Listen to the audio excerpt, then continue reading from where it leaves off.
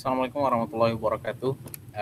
Ini adalah materi sambungan ya yang sempat terlewat di sistem antrian, yakni soal pengukuran traffic. Nah, rekan-rekan sekalian, terkait dengan pendahuluannya ya, pengukuran traffic itu biasanya dilakukan untuk kita mengetahui ya, seperti yang disampaikan di slide ini, tujuannya adalah untuk mengetahui beban kuantitatif pada suatu sistem, sehingga kita dapat mendimensi sistem tersebut. Artinya, dengan kita mengukur, kita menjadi tahu kapasitas atau performance sistem yang kita punya ya.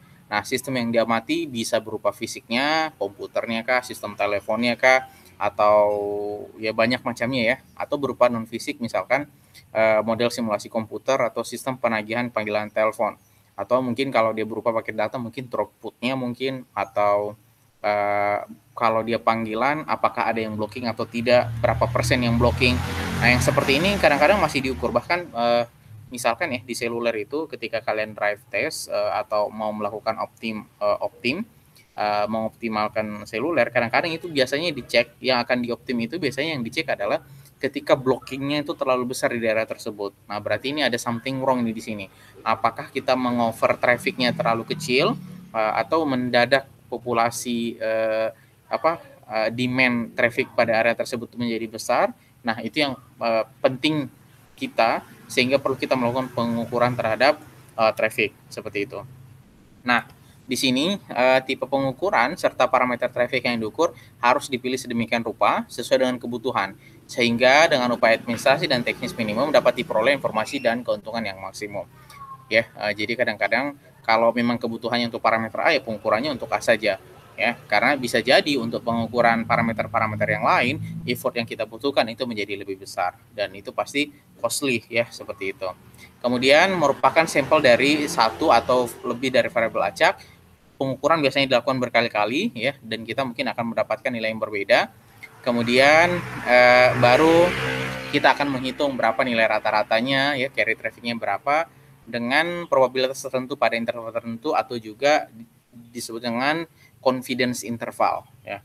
Kemudian informasi yang sesungguhnya untuk sebuah parameter traffic tersaji dalam fungsi distribusi ya. Model distribusi kan seperti ini nih. Ya, model seperti ini yang disebut dengan distribusi. Nah, kebetulan yang ditampilkan di sini itu adalah distribusi normal. Kemudian ya, teknik-teknik yang digunakan untuk mengukur itu sangat ditentukan oleh apa yang diukur. Ini yang saya sebutkan tadi ya. Kalau di dalam listrik saja untuk mengukur volt, mengukur ampere itu berbeda prosedurnya. Begitupun dengan traffic, parameter apa yang mau kita ukur pada traffic itu yang akan mempengaruhi cara kita untuk melakukan pengukuran. Setiap pengukuran traffic pada sebuah proses traffic bersifat diskrit, bisa juga bersifat kontinu. Jadi ada dua standar setidaknya di sana. Apa saja operasi dasar, misalkan itu based on number of event, jumlah eventnya. Contoh jumlah event itu kalau kita mengukur misalkan adalah jumlah error, atau jumlah panggilan, jumlah attempt, percobaan panggilan. Kemudian dalam suatu aplikasi running ada berapa errornya, ya, termasuk jumlah job atau task yang ada dalam server dan seterusnya. Adapun kalau misalkan ya operasinya berupa time interval, berarti kita ukur ini berupa durasi ya, durasi terhadap satu event tertentu. Misalkan waktu bicaranya, kemudian pada waktu eksekusi job atau task yang jalan di dalam server ya. Jadi kita lihat rentan waktunya. Nah, itu semuanya time interval. Oke, dengan menggunakan kedua operasi ini, kita dapat memperoleh karakteristik apapun dari sebuah proses traffic. Karakteristik yang paling penting misalkan itu adalah volume traffic ya, atau carry traffic. Nah, carry traffic dapat dari mana? Penjumlahan dari semua holding time yang terjadi pada periode pengukuran tertentu. Jadi kalau ada yang masih ingat di materi 3 atau 4 ya, di perkuliahan sistem antrian, itu kita coba melihat traffic. Biasanya ketika kita mengukur traffic, kita akan melakukannya pada rentan waktu tertentu. Nah, dari rentan waktu tertentu itu kita melihat berapa rata-rata durasi panggilan. Dari rata-rata durasi panggilan di rentan waktu tertentu, kita akan bisa melihat ya berapa traffic yang terjadi pada interval tersebut. Nah, ada dari sisi pandang fungsional, ada yang pengukurannya adalah kontinu, ada juga diskrit. Ya, kalau namanya kontinu berarti dari awal waktu hingga akhir waktu semuanya dilihat, semuanya diamati. Sedangkan kalau dia diskrit, itu hanya waktu-waktu tertentu saja dilakukan pengamatan. Nah, pada pengukuran yang sifatnya kontinu, ya, dia aktif dan dapat mengaktifkan perangkat ukur pada sebuah event ketika terjadi, sekalipun metode pengukuran dilakukan secara kontinu, hasil yang didapat bisa saja bersifat diskret. Nah, kok bisa dilakukan secara kontinu tapi hasil yang didapat berupa diskret? Yaitu tadi, kalau misalkan ya di beberapa waktu kan kita monitor terus. Bukan berarti ketika kita monitor terus datanya kita ambil juga.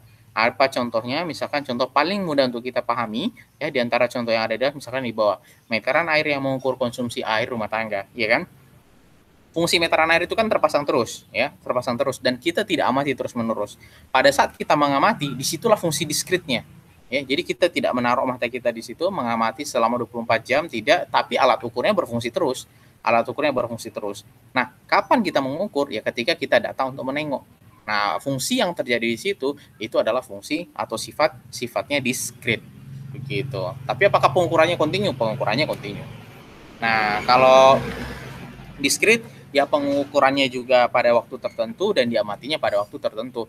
Makanya di sini dia katakan dilakukan dalam waktu yang reguler atau konstan, interval waktunya deterministik.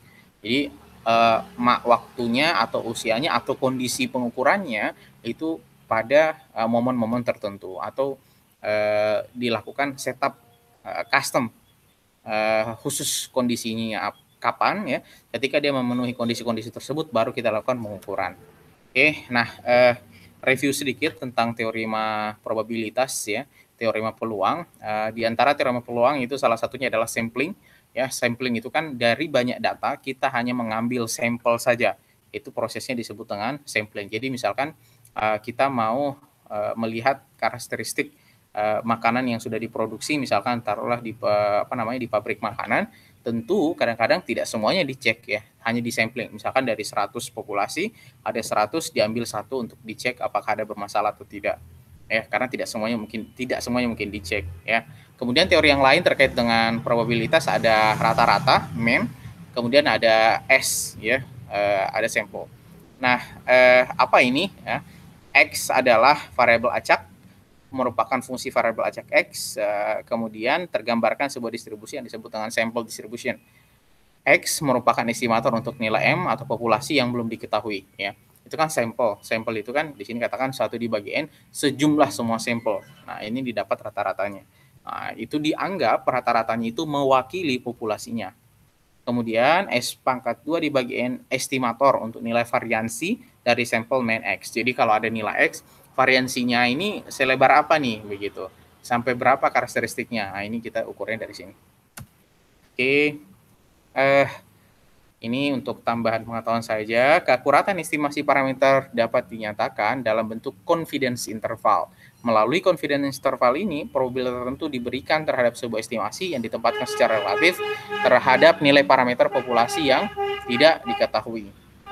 Rumusnya bagaimana? Rumusnya yang ada di sini.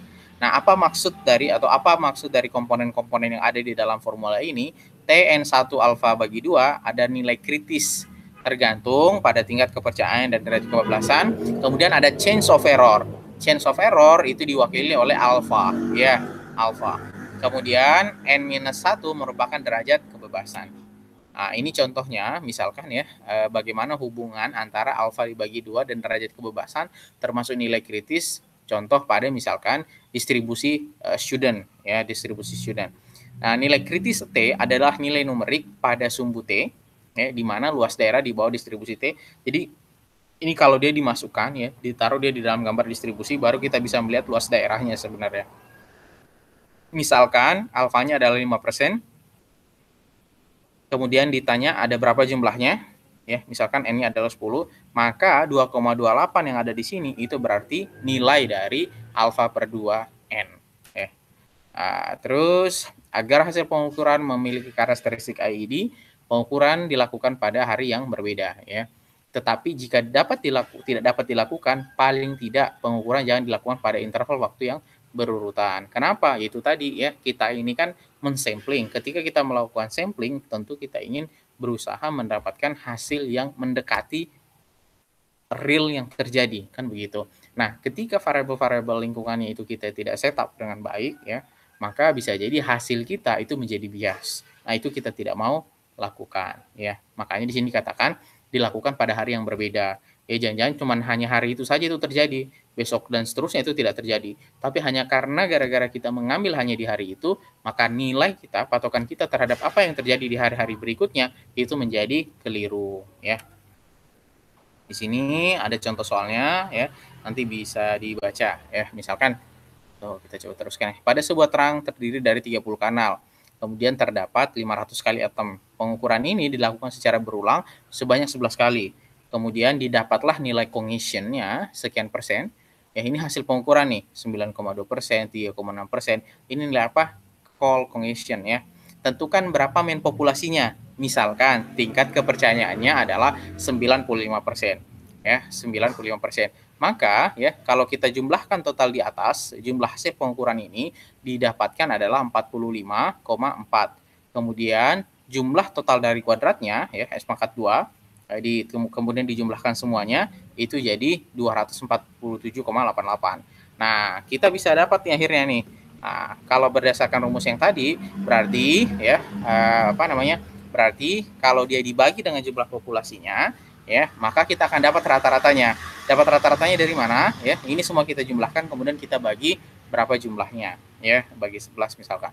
Maka di sini dapatkan 4,1273%. Kemudian X kuadratnya ya, itu juga kita katakan dapatnya nilainya seperti ini. Nah, kalau misalkan kita masukkan komponen tingkat kepercayaannya 95%, ya, misalkan kita masukkan tingkat kepercayaan nilai 90%, maka didapatlah nilai dari main cohesion pada range seperti ini. Jadi 4,1273% plus minus 2,2282. Oke, itu mungkin terkait dengan contoh soal ya. Nanti bisa diteruskan. Kemudian di slide berikutnya adalah konversi traffic ke overhead traffic. Jadi bagaimana kita bisa mengkonversi dari carry traffic ke overhead traffic. Oke. Nah, ini biasanya kenapa kita perlu melakukan konversi? Di sini dikatakan untuk keperluan dimensi dan analisa performansi jaringan atau kinerja jaringan, tentu kita harus mengetahui berapa traffic yang ditawarkan. Oke. Kita over traffic itu biasa disebutkan dengan A. Kemudian ada juga traffic, ya ini kan over traffic. Pertanyaannya berapa yang bisa diukur? Oke. Nah, yang bisa diukur itu disebutnya dengan carry traffic, ya, carry traffic. Jadi A itu yang di-over, yang bisa diukur itu carry traffic. Nah, tentu kita perlu satu metode bagaimana kita bisa mengkonversi dari carry traffic ke over traffic. Nah, cuman begini nih, ada masalah di dalam konversi ini. Apa itu? Ya, pertama adalah hasil konversi tidak selalu memuaskan jika beban mencapai 80% atau lebih. Ya, jadi kadang-kadang konversinya ini menjadi tidak tepat begitu karena ketika misalkan bebannya sudah mencapai 80%, itu artinya kan server itu kan bekerja sangat optimum begitu ya, karena di atas 80%. Nah, bisa jadi ada muncul kondisi-kondisi tertentu yang mungkin mempengaruhi kinerja atau cara pengukuran kita sehingga memberikan kontribusi terhadap bias dalam konversi kita. Kedua adalah proses konversi tidak sederhana apabila berkas yang dituju tidak sempurna dan traffic yang ditawarkan itu tidak acak ya, atau tidak random. Masalah pengulangan panggilan sulit dikuantifikasi dengan tepat. Pengulangan panggilan itu misalkan begini, orang menelpon, kemudian karena trafficnya penuh atau karena satu dan lain hal, akhirnya dia harus diblok. Ketika dia diblok, dia melakukan panggilan lagi. Nah, ini agak susah ya untuk dilakukan, sulit dikuantifikasi. Nah, jadi kalau misalkan kita mapping ya, berarti kalau klasifikasinya seperti ini. Traffic itu bisa jadi dua. Bisa jadi trafficnya itu berupa traffic acak yang masuk ke dalam sistem kita, atau kategori kedua adalah traffic tidak acak. Oke. Nah, kalau dia trafficnya acak, dia bisa ditawarkan ke berkas yang sempurna atau bisa ke saluran yang tidak sempurna, ya. Atau kalau dia tidak acak juga sama, bisa masuk ke dalam yang berkas tidak acak, bisa masuk ke dalam berkas yang sempurna, begitupun dia bisa masuk ke berkas yang tidak sempurna. Masing-masing tentu memiliki kondisi-kondisi tertentu yang bisa mempengaruhi konversi ini, begitu. Seperti tadi misalkan begini ya, masalah pengulang apabila berkas dituju tidak sempurna dan traffic yang ditawarkan tidak acak. Nah, dalam kasus ini berarti ini agak susah nih. Tidak acak ya, ditawarkan tidak acak begini dan tidak sempurna. ya, yang di bawah sini. Nah, oke, pertanyaan selanjutnya, bagaimana kita mengukur itu? Nah, tentu untuk mengukur itu kita memerlukan basic rumusnya. Apa itu basic rumusnya? Oke, basic rumusnya adalah seperti ini. Y sama dengan A dikali 1 kurang B. Apa itu Y? Y adalah traffic yang dimuat atau carry traffic, A adalah over traffic, B adalah congesti. Oke. Jadi kalau misalnya kita membayangkan pipa, ya, pipa ketika kita memasukkan traffic, ya, ketika kita memasukkan traffic atau keluar traffic, maka sebenarnya traffic yang keluar atau traffic yang masuk itu adalah over traffic, ya, over yang traffic yang ditawarkan itu dikalikan dengan ada berapa yang kongesti. Ya, jadi kan traffic itu bisa jadi tidak semuanya di bawah begitu, karena ada kongesti. Nah, karena ada kongesti berarti traffic yang kita lihat, ya, berarti traffic atau komponen traffic yang kita lihat itu bukan nilai yang sebenarnya. Nah, yang bukan nilai sebenarnya itulah yang disebut dengan carry traffic, ya kan? Nah, jadi artinya meskipun kita ini over traffic saya sekian Erlang begitu. Tapi apakah yang terbawa nanti apakah sekian Erlang itu juga yang akan terbawa? Jawabannya tidak. Kenapa? Karena ada komponen kongesti. Oke. Nah, sebagai harga awal traffic, ya, jadi sebagai asumsi kita akan mengasumsikan bahwa traffic carrier atau traffic yang dibawa itu sama dengan A0. Oke. Nah, terus kita masuk kasus yang pertama. Kasus yang pertama misalkan dia trafficnya acak dan berkasnya sempurna. Nah, untuk kasus yang seperti ini, kita bisa menghitung nilai B-nya atau nilai kongestinya atau nilai blockingnya itu cukup menggunakan rumus Rugi Erlang. Oke, atau bisa juga A atau over trafficnya kita bisa menggunakan rumus dasar Rugi Erlang B dengan menggunakan informasi Y. Y itu hasil ukur. Nih, jadi kita anggap dia Y itu sebagai A. Oke. Artinya apa? Ya, A secara eksplisit dia berfungsi sebagai fungsi Y dan N. Nah, untuk mencari nilai A digunakan relasi rekursif, kita bisa menggunakan rumus ini nih. Ya, kita bisa menggunakan rumus ini. Nanti kita akan lihat contohnya. Jadi A itu sama dengan Y dibagi 1 dikurang B fungsi N dan A. Oke, berarti kita bisa mendapatkan nilai B itu berdasarkan nilai N dan nilai A awal yang kita ketahui. Makanya di sini AI yang ini adalah AI plus 1. Oke, ini iterasi. Jadi proses yang pertama Y dibagi dengan 1 dikurang B N A I. I yang pertama. Nah, ini bisa rumus ini tujuannya adalah kita bisa mengetahui AI plus 1-nya. Nah, bagaimana kita bisa menghitung, misalkan ya, B itu nilai B didapat dari nilai N dan nilai A. Nah, kita juga bisa menghitung berapa nilai B-nya itu menggunakan rumus yang ada di sini.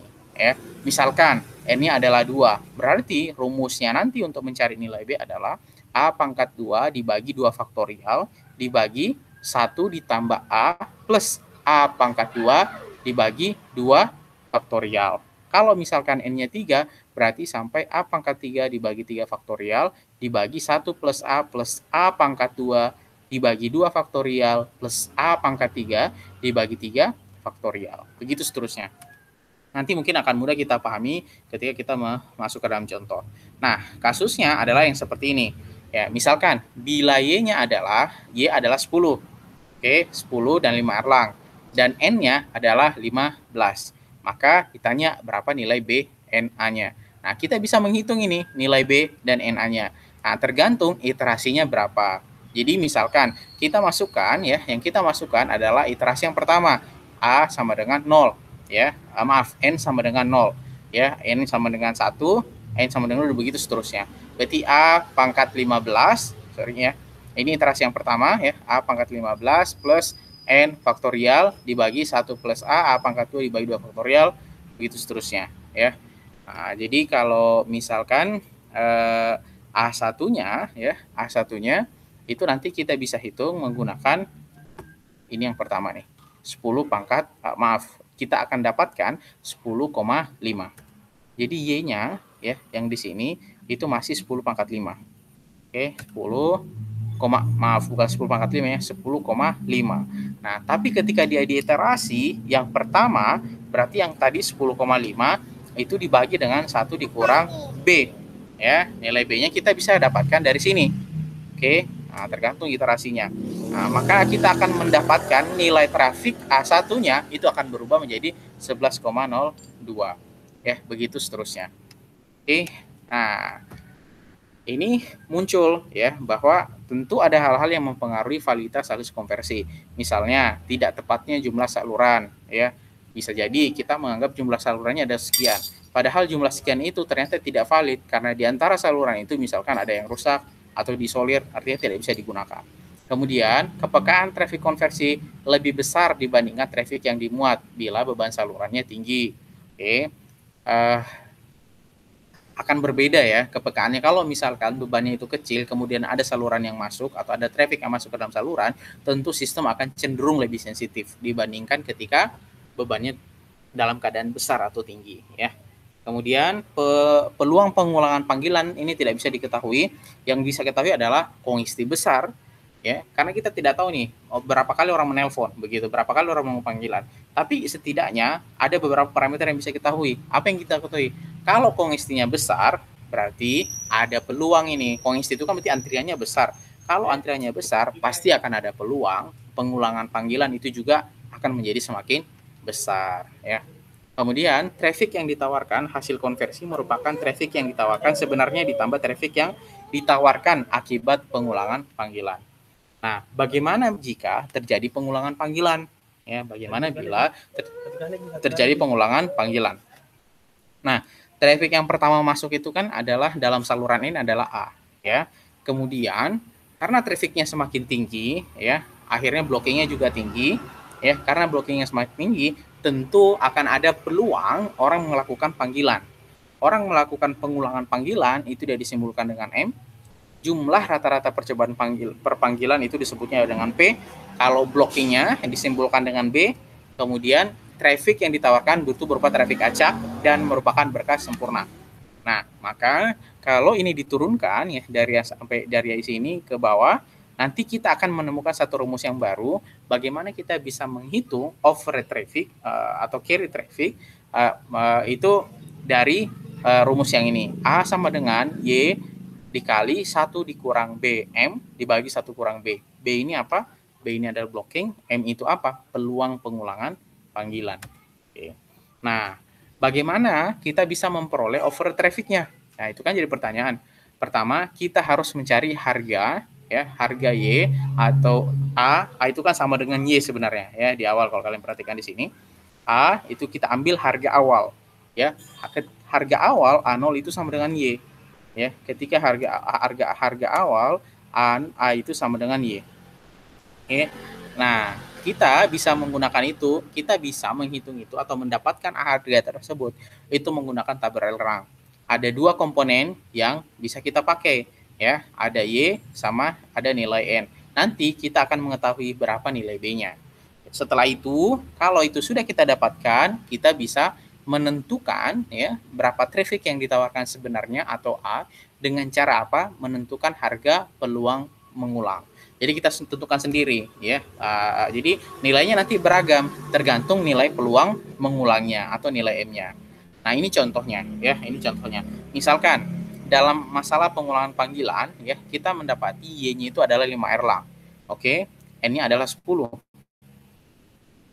Nah, ini 5 dengan A0 ini. A0 ya, kan A0. Nah, kita butuh untuk mencari tahu nilai B-nya terlebih dahulu ya.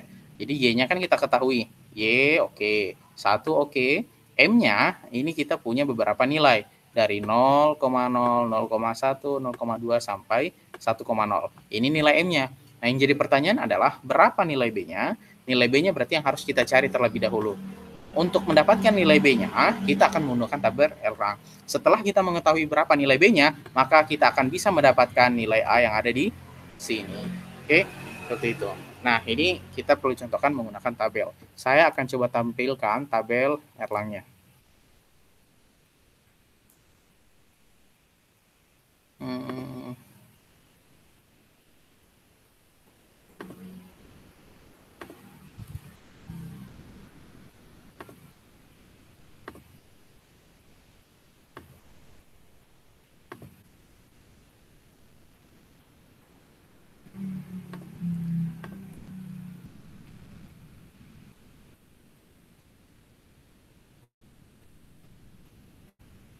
Oke, ini adalah tabel Erlangnya ya. Ini adalah tabel Erlangnya. Kalau kalian perhatikan di tabelnya yang dikatakan Y adalah 5, artinya ini adalah A0 dengan N jumlah salurannya itu adalah 10. Berarti sekarang kita fokus ke bagian yang jumlah salurannya 10. Ini adalah bagian yang jumlah salurannya 10. Oke. Nah, yang mana yang kita gunakan Erlang B Traffic Table. Kita akan menggunakan tabel ini dan kita akan fokus ke sini.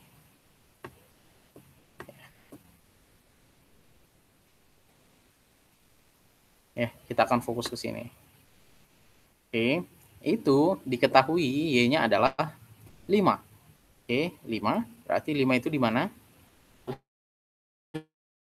5 ada di A, ini apa? Itu adalah 2% ya, 2%. Ini cara yang pertama. Cara yang kedua, kita juga bisa mengetahui nilai B-nya itu menggunakan rumus yang ada di sini. Ya, nah, kita bisa menggunakan rumus yang ada di sini ya. Seperti yang kita lakukan di contoh soal yang di sini. Ya, nanti dengan ini kita akan bisa mendapatkan berapa nilai B-nya.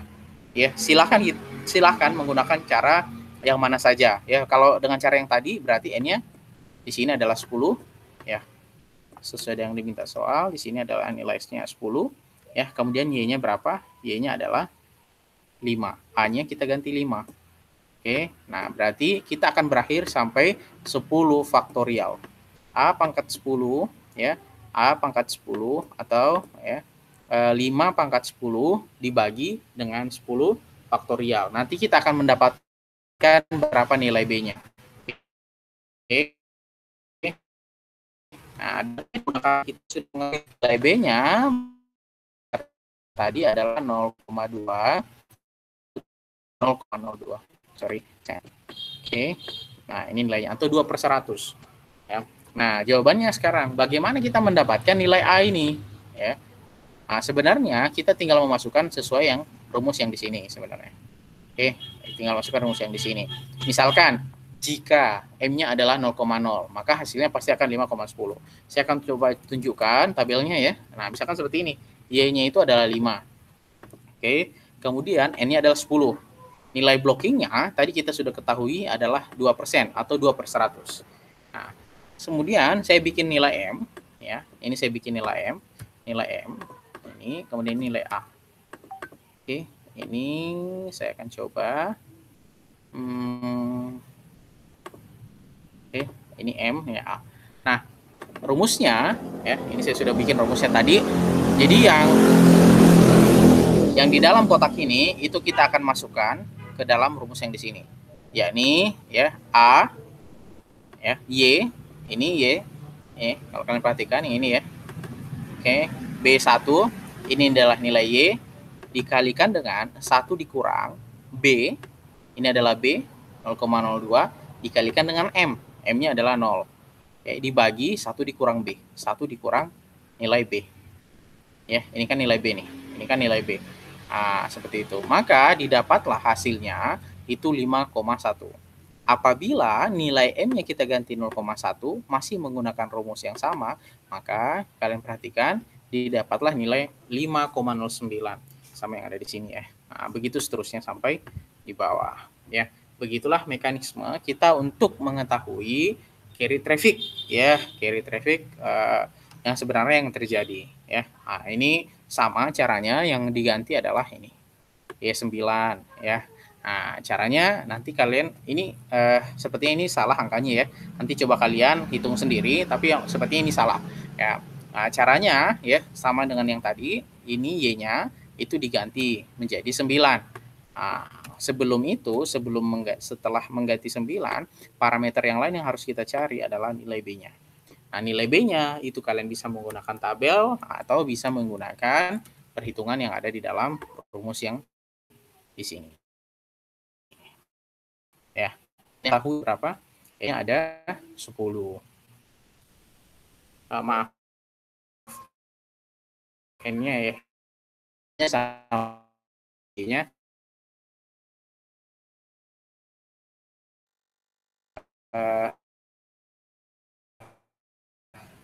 Mohon maaf jika ada kekeliruan, jika ada yang perlu diskusikan nanti bisa kontak ya, bisa dijawab dan sebagainya, atau bisa disampaikan di grup. Saya akhiri pertemuan kali ini. Assalamualaikum warahmatullahi wabarakatuh.